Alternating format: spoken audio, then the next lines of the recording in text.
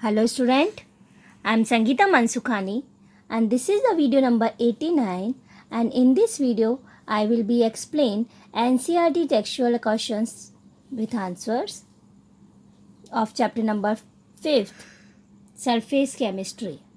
So let us start. Question number first. Distinguish between the meaning of the terms absorption and absorption. Give one example of each. It is a theoretical chapter and theoretical questions, and I already completely explained in my notes. But again I say difference between the meaning of the terms absorption and absorption. So absorption, the substance is retained at the surface of the other substance, while in absorption it is distributed uniformly throughout the other substance. Okay, adsorption at the surface and absorption throughout the other substance. Example, water is absorbed by silica gel, but is water absorbed by anhydrous calcium chloride, CaCl2. Water is absorbed by silica gel, but it is absorbed by anhydrous calcium chloride. Question number second, difference between physisorption and chemisorption. This is already explained in my notes, but again I say physisorption, that is means non-specific in nature, and chemisorption highly specific in nature, and it can occur between specific pair of adsorbent and adsorbate where there is possibilities of bond formation between them. Then physisorption, it is reversible in nature, and chemisorption, it is irreversible. Reason, because physisorption, it is arise due to the van der Waals forces, and chemisorption due to the chemical bond formation. Okay, physisorption, it is reversible in nature. So desorption, that is means removal of atoms. So desorption occurs on decreasing the pressure of the adsorbate gas or increasing the temperature, and here the compound formed because chemical bond, so between absorbent and adsorbate, so cannot be broken by changing temperature or pressure. What is the meaning of the way? If we have to apply temperature, pressure, so it is reversible, but in chemisorption chemical bond forms, so it is not a break bond if we change the temperature or pressure.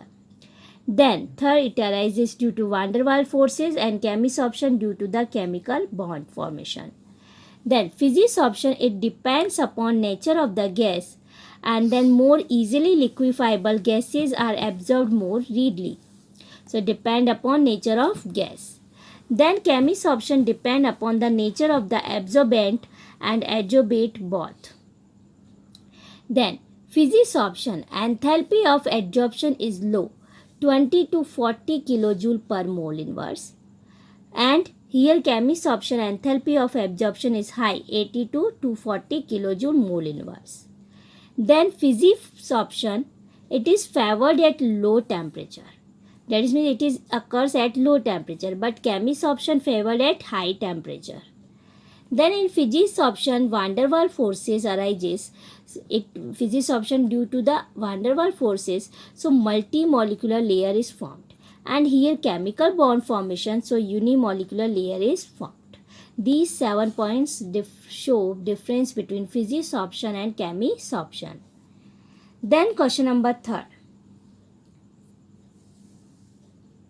Give reason why a finally divided substance is more effective as an adsorbent.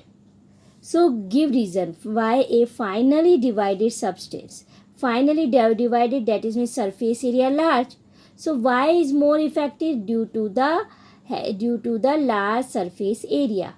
So it is because finally divided substance has a large surface area, so it is a more effective as an adsorbent. Then question number 4. What are the factors which influence the adsorption of a gas on a solid? That is means we have to take adsorbent solid and then adsorbate gas. So what are the factors which influence the adsorption of the gas on a solid? So first factor is nature of adsorbate. If easily liquefiable gas, so it is influence the absorption of gas. So easily liquefiable gas like hydrogen sulfide, ammonia, sulfur dioxide are absorbed more readily than the ones which are difficult to liquefy like hydrogen, nitrogen, oxygen. So depend on nature of adsorbent. Second, nature of adsorbent and their surface area. If we have to take finally divided state, so absorbing power of any substance is much more than a more compact form. Porous substances like charcoal and silica gel also better adsorbents than non-porous substance. So nature of the adsorbent and their surface area.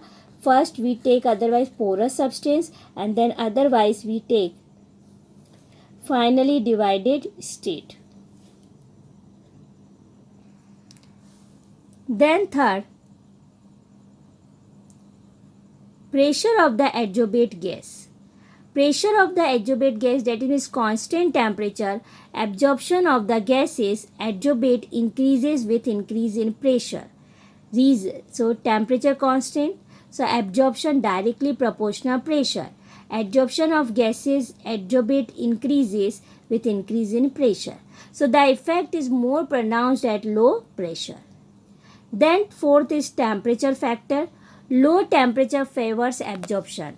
So temperature increase, so that is means adsorption decrease. So temperature inversely proportional absorption. So temperature increase, so absorption decrease. Then question number 5th, what is an adsorption isotherm? So absorption isotherm depicts the effect of pressure of adsorbate gas on its adsorption at a constant temperature. So constant temperature, adsorption isotherm depicts the, what is the represent adsorption isotherm? The effect of pressure of adsorbate gas on its absorption but at constant temperature. Okay, this is the absorption isotherm.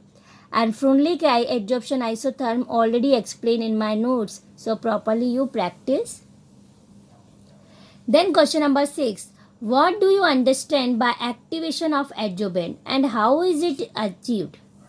So understand by activation of adsorbent. Activation of adsorbent means increase its absorbing power. Okay. Again I say, what do you understand by activation of adsorbent? Activation of adsorbent means increase its absorbing power. So it is, how is it achieved? This is the question. How is it achieved? So it is achieved by one or more of the following substance. First, by finally dividing adsorbent, and I already explained, whenever we take finally dividing adsorbent, so absorbent is finally divided, that is its particle size decrease, so surface area per unit mass increase, and surface area increase, that is means absorbing power of the absorbent increase. Then second, by making the surface rough. So when surface of absorbent is made rough, so its surface area as well as absorbing power also increase, and it can be achieved in many ways like mechanical rubbing of the surface, chemical action of the suitable reagent, and electro deposition of metal on its strips of its own. Example already explained in my video, last video, electroplating of platinum on the surface of the platinum strip. So first is by finally dividing the adsorbent, second by making the surface rough, and third by making the surface of adsorbent free of any adsorbent. So at a room temperature, the surface of any adsorbent is partially covered by atmospheric gases or other substance that come in its contact and removed by heating the adsorbent and then cooling it in the absence of adsorbents. Like example, charcoal is activated by heating it in superheated steam or in vacuum. So charcoal is activated otherwise by heating, otherwise superheated steam, otherwise heating, and otherwise activated in vacuum. So by making the surface of adsorbent free of any adsorbent. So 3 are points activation of adsorbent and it is achieved. Then question number 7th.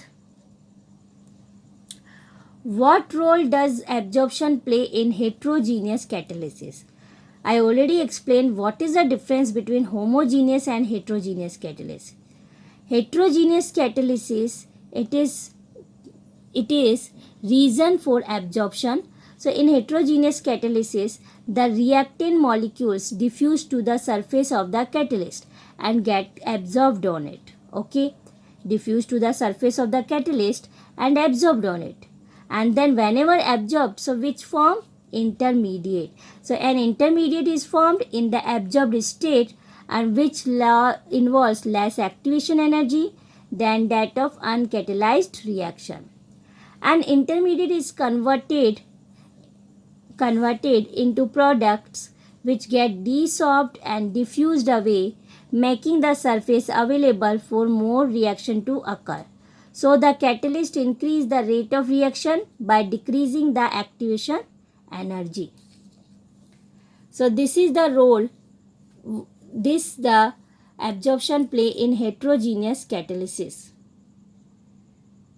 So in heterogeneous catalysis, the reactant molecules diffuse to the surface of the catalyst, then after absorbed it, and then whenever absorbed, intermediate form in the absorbed state which less activation energy than that of uncatalyzed reaction, and these intermediate converted into the product and which get desorbed means desorption and diffuse away, making the surface available for reaction to occur. Okay, so catalyst increase the rate of reaction by decreasing the activation energy. Then question number 8. Why is absorption always exothermic? Absorption always exothermic. So what is the meaning? First, exothermic, removal of the energy, heat evolved. It is known as exothermic. And during absorption, always decrease in residual force of the absorbent. Decrease in the residual force of the absorbent. So decrease the surface energy which appear as heat. So evolved of heat. So thermodynamically there is always decrease in entropy, delta S is equal to negative during absorption. Reason, the freedom of the adsorbate molecules to move randomly is restricted. And also absorption occurs spontaneously. Therefore, delta G must be negative at constant temperature and pressure. So value is delta G is equal to delta H minus T delta S. And this can happen only whenever if delta H is sufficiently high negative. So sufficiently high negative so that it can more than compensate for the term minus T delta S, because delta H also high negative. So high negative, so that is means T delta S which is positive. So it is absorption always exothermic. Then question number 9.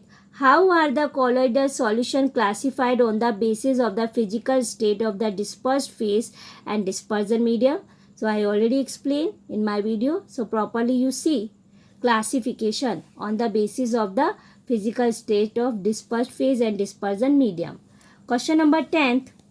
Discuss the effect of pressure and temperature on the absorption of gas. So these two factors, pressure and temperature. So you already known about pressure and temperature increase. So absorption of the gases on solid also increase. So you see in my notes factors, pressure and temperature. What is the effect of pressure and temperature on the absorption of gases on solid? Then 11th number. What are lyophilic and lyophobic salts? So you already known about lyophilic, that is means water loving, and lyophobic salt, that is means water hating.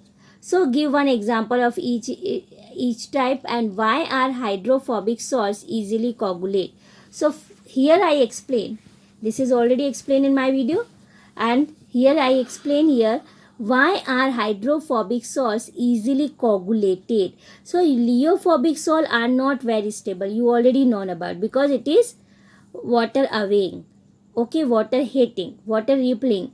So that is when lyophobic salts are not very stable and are stabilized by presence of the similar charge on their particles. So repulsive force, because repelling, so between the charged particles prevent them from colloiding, and this charge can be easily removed by small amount of addition of small amount of electrolyte, otherwise electrophoresis, otherwise by mixing of two opposite charged salt. and they can also coagulate by boiling or persistence dialysis, which removes the charge. So leophobic salt. So why are the hydrophobic? Hydrophobic here explain leophobic, that is means easily coagulated because it is not stable, and it is not stable, so stabilized by similar charge on their particles, and repulsive forces between the charged particles prevent them from coalescing, otherwise coagulating. So this charge easily removed by addition of a small amount of electrolytic, otherwise electrophoresis, otherwise by mixing of two opposite charge salt. So they can also be coagulated by boiling or persistence dialysis, which removes the charge. So next question I will be explained in next video. Thank you so much.